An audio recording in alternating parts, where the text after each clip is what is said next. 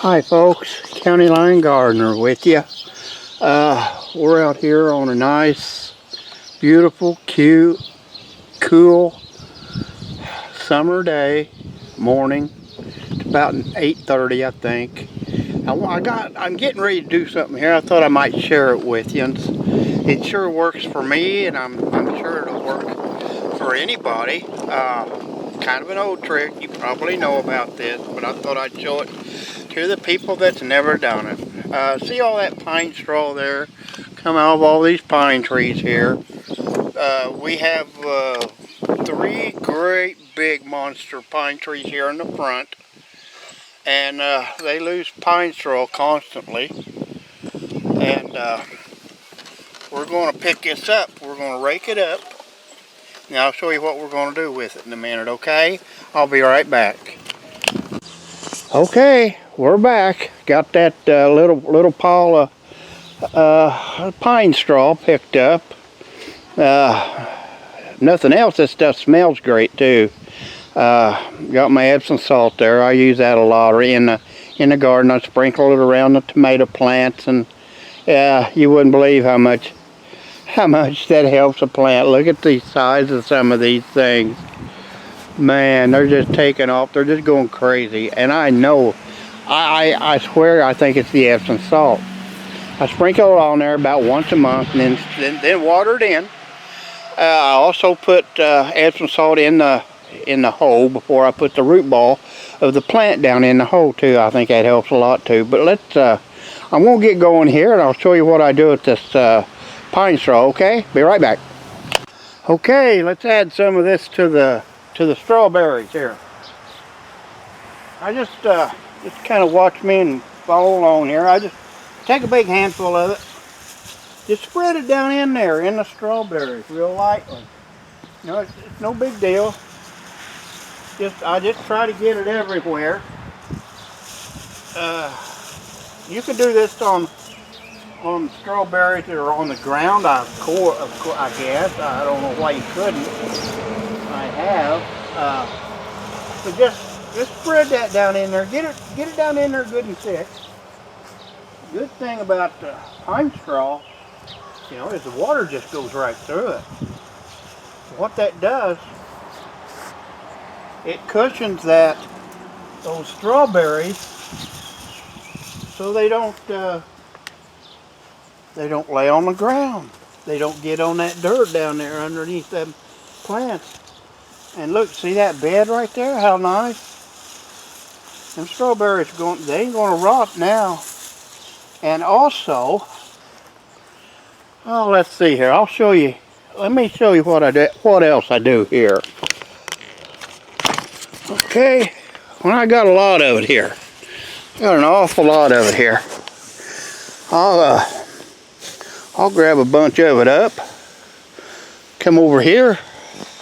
I got one really bushy tomato plant here, real bushy. And I'll just stake that. I don't know if you can see this or not. I'm fighting the sunlight, and I'll bed it down underneath there, okay? We'll put some all the way around it. And whatever you got left, just go take it back over to the back and throw it away. This particular plant is called a super sauce. Yeah, it's a new one for me. My daughter grew them last year, and I'm not kidding you. They got so big, they wouldn't fit in one of them wouldn't fit in a pint jar. They're huge they're a paste tomato. But I got an awful lot of straw left here. I'm gonna go ahead and finish this out, and what I got left over, I might put in the tomato beds. I kind of doubt it because I got them all.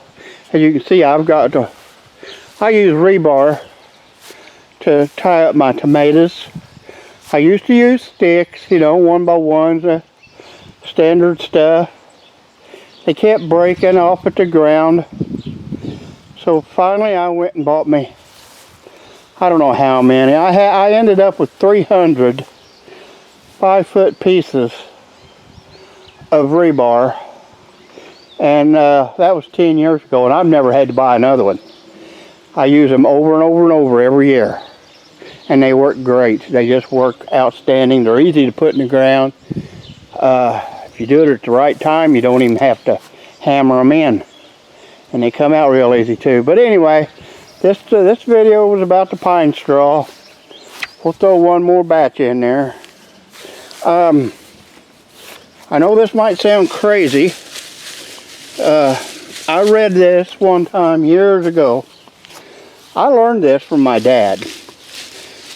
Bless his heart. He put pine straw around his cucumbers. He put it around his tomatoes. He put it everywhere. He put it everywhere. He didn't tie his tomatoes up. He got pine straw and Excelsior, stuff they used to pack limestone blocks in. And anyway, I read an article. I don't know, like I said, I don't know if this is true or not. You can read about anything you want to online, but in the old days, that's where they got the name strawberries. Yeah, it's from using straw to bed them up. Like I said, now I don't know if that's true or not, but it makes sense. Just wanted to share that with you. I'm going to get off of here now. It's a absolutely gorgeous day.